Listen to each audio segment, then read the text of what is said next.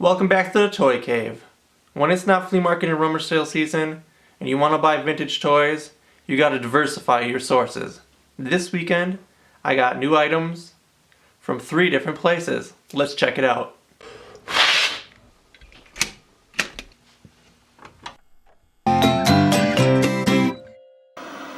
The first bunch of items I got this weekend came from my wife's aunt.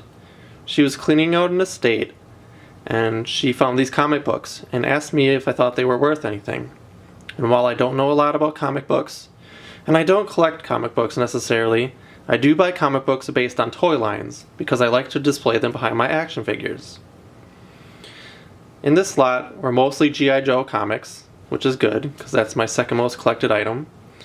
And of note, we do have issue number 21, which is The Silent Interlude.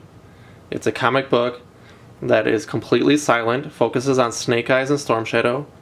It's the first appearance of Storm Shadow, and of the G.I. Joe comic books, it is the second most valuable, behind issue number 1. This is a very nice comic book to have in my collection. It's not in particularly great shape, but I really enjoy having it. The second one of note we got is number 32. This is the first appearance of Lady J, one of my favorite characters. And I also have issue number 49, which is a good issue, where they create Serpentor, the new Cobra Emperor. I also got Thundercats number 1, Thundercats number 3, Thundercats number 5, and Crystar number 3. Once again, these are just comic books based on toy lines, which is what's appealing to me. I don't necessarily collect comic books. So I bagged and boarded all of these, and I will be hanging them on the walls in my collection room, and you'll see that at a future date. Besides the comic books, she also found this Mego Eagle Force figure. These are interesting military figures. They're about 2 inches tall, so they're about the same size as a Mask figure or a Dino Riders figure. They're made by Mego, and they came out in the early 80s, even before G.I. Joe, so you can't say these are a knockoff of G.I. Joe. And they're made completely out of metal. So they're quite heavy, and surprisingly they do pose pretty well. I've never had one of these in my collection, but it's an interesting little piece. The next place I picked things up was an auction.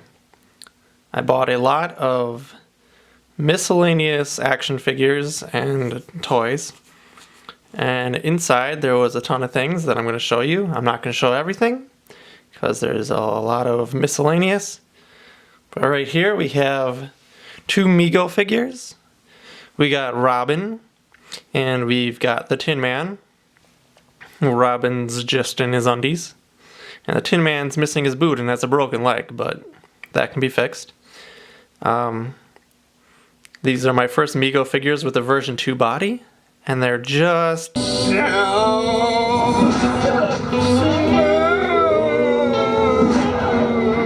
Next from the auction, we have a vintage Teenage Mutant Ninja Turtles Kenshin figure that is 100% complete.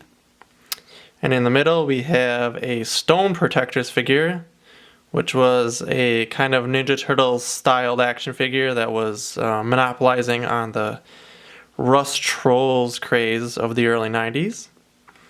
And then we have Hasbro wrestler Sergeant Slaughter, which, because I'm a big G.I. Joe fan, Sergeant Slaughter is obviously my favorite, as he's also a G.I. Joe, and I'm really happy to add him to my Hasbro wrestler collection.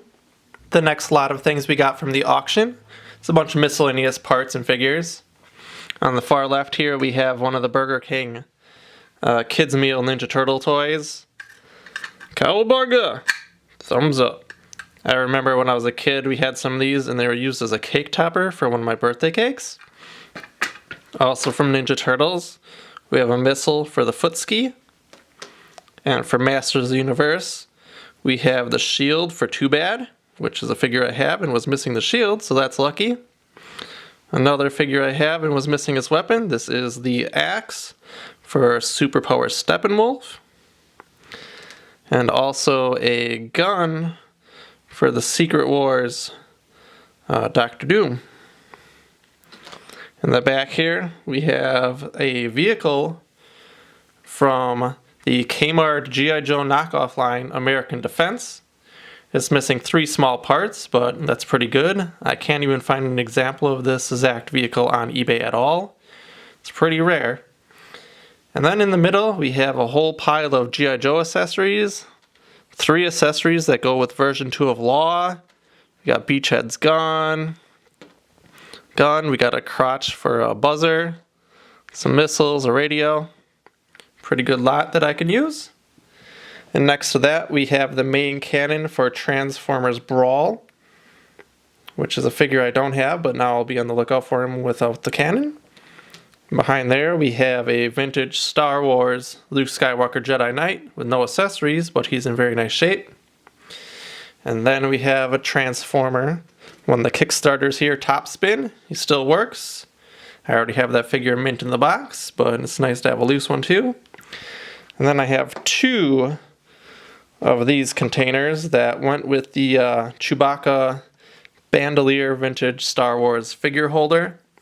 And when I bought this lot, I was really hoping these accessory holders were full of weapons, but they weren't. Next from the auction, we have a bunch of items from Mattel's Big Jim toy line from the early 70s. It was a 9-inch toy line, kind of meant to compete with G.I. Joe. While he wasn't in the military, he was kind of a adventurer, outdoorsman, all kinds of other manly things. There's no Big Jim in the line, but I do have his hand and a Big Jim head. 2 dumbbell weights. This is a little audio tape recorder that currently doesn't work, but it was for Big Jim's adventure set. And we have an armband for the Kung Fu version of Big Jim, and some accessories for a rescue Big Jim, and more Kung Fu pieces here. These are kind of neat. It's kind of a plank of wood that he could karate chop in half. And I'll use this machete to demonstrate this is a bamboo stick that he could also use his karate chop action on and cut down. But one of the only reasons I bought this lot of toys to begin with was for this piece that I've been looking for a while in the middle. You may have seen that I've done a short about this earlier in the week. But this is the Big Jim Eagle that was reused in the Masters of the Universe toy line to make Screech and Zor. Mattel is very cheap, and so they just reused this mold and said, hey, this is a Masters of the Universe toy now. Recolored it, gave him armor and a stand. But this here is the daddy of those 2 figures. And it's actually worth a lot more money than the Masters Universe one because it's so rare, and it's very popular with Masters Universe collectors. As you may know, they also use the Big Jim Tiger to make Battle Cat and Panther. And if you find a Big Jim Tiger with Masters Universe collectors clamoring for it, they can be hundreds, maybe even $800. I saw one on eBay. Now's when things start getting really random. Inside was also this kaleidoscope, Star Worlds. Let's see if we can get this to work in the camera.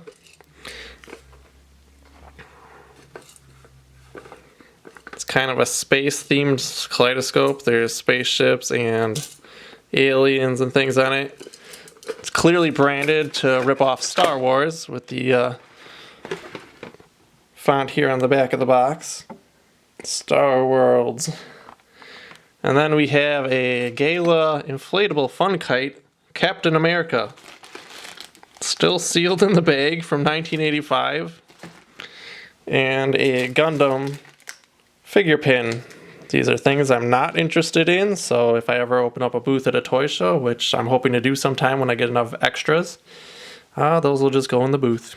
Then the last item from the auction is this whole bin of like 1/6 scale action figure accessories. So there's a bunch of G.I. Joe, a bunch of Mark's Best of the West, and other accessories in here. I'm not going to go through them all. In fact, I have a hard time identifying most of it. But some pieces of note that were inside of there. is this. This is the Evel Knievel Swagger stick that came with the 1970s Evel Knievel toys, which were very popular with his stunt cycle. And this is one of the rarest pieces for the Evel Knievel sets, which are very collectible. And so the cost of this stick on eBay paid for the entire auction lot, honestly, if I would sell it. And then another piece of note is this white tiger from the G.I. Joe Adventure Team. The white tiger hunt got his cage and the tiger inside. We're going to set him free.